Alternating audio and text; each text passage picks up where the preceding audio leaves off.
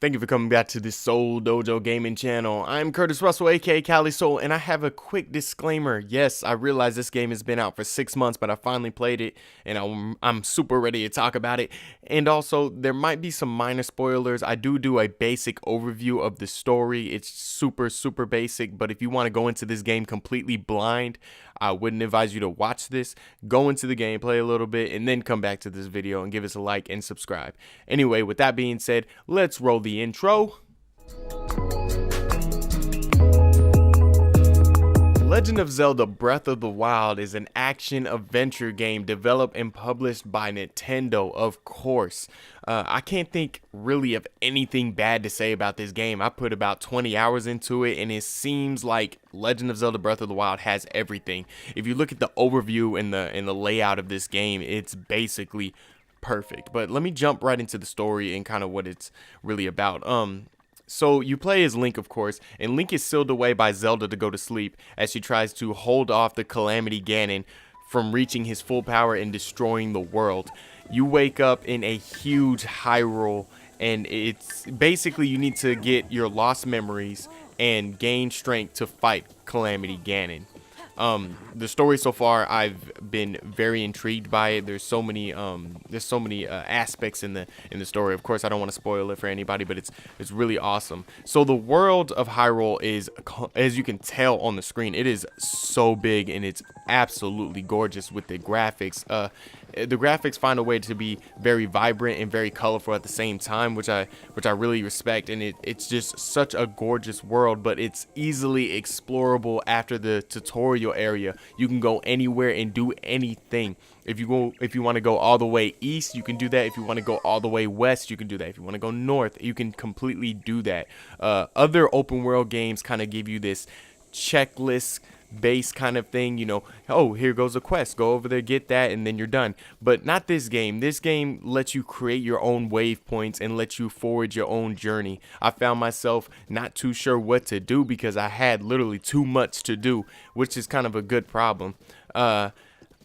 It's a game that you can easily get lost in. You know, a lot of other open world games like Assassin's Creed and Far Cry, they have these towers that you go up and then they point out the points of interest. Not necessarily with Legend of Zelda. You get in these towers, you go all the way up them, and then you kind of have to point out your own points of interest.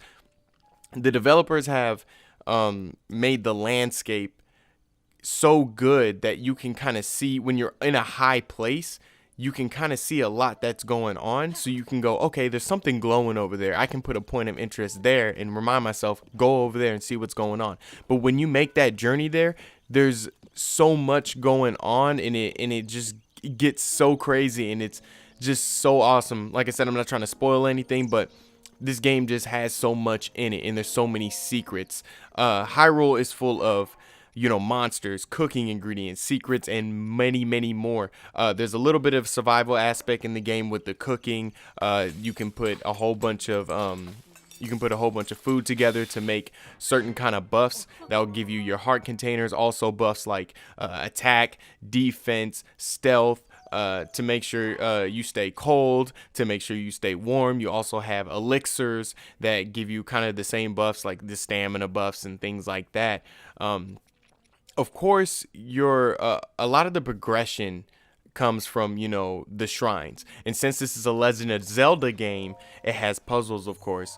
And when you're in these shrines, you get these things called orbs that help you get your heart containers and get your stamina up.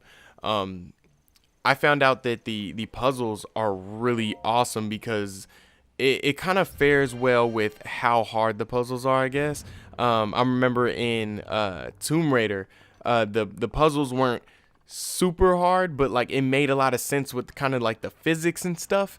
And playing with these puzzles, they're just super fun. They're just super fun, and I think the one I have on the screen right now, it's like me using the controller to maneuver this ball around this maze, and it's so fun. And when I finally figured it out, it just wasn't super hard, but I had still that sense of accomplishment. Now with the combat, it has the traditional Zelda combat with a overhaul of physics and planning. The planning your attack on bokoblin camps give you a bigger result. There's millions of ways to infiltrate a bokoblin camp or infiltrate any attack that you want to attack with it, any attack you want to do. I remember, and a good example is, bokoblins, they like raving and stuff, and they like, talking to each other, so they leave their weapons unattended. One time I just grabbed their weapons and started throwing them over the cliff. Now they are completely defenseless. Like, they don't have any of their weapons, and I was able to destroy them real easily. You can also turn the tide on yourself.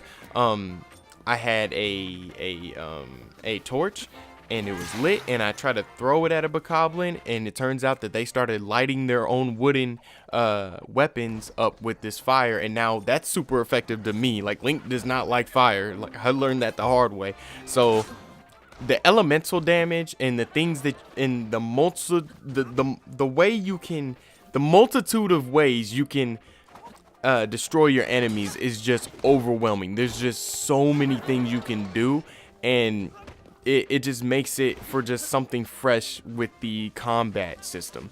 The only problem that I really have is, like, there's a little bit of pop-in from far distances.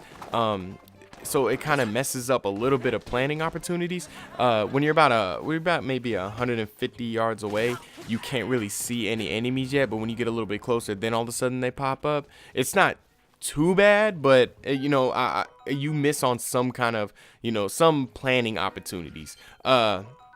Overall, like I said, I put in 20 hours of this game, and it kind of makes me rethink what open world games should really be like. I mean, we're talking about a game that has no limitations. We're talking about a game that lets the player completely choose their own path, and I completely respect that. 20 hours in, I can't wait to see what else this game holds for me.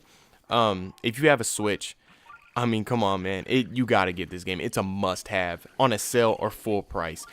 Yo, my name is Curtis Russell of the Seoul Dojo Gaming Channel. If we have anything else on Legend of Zelda, I will get to y'all. Make sure you guys like and subscribe the channel, and I appreciate you guys listening. All right, peace.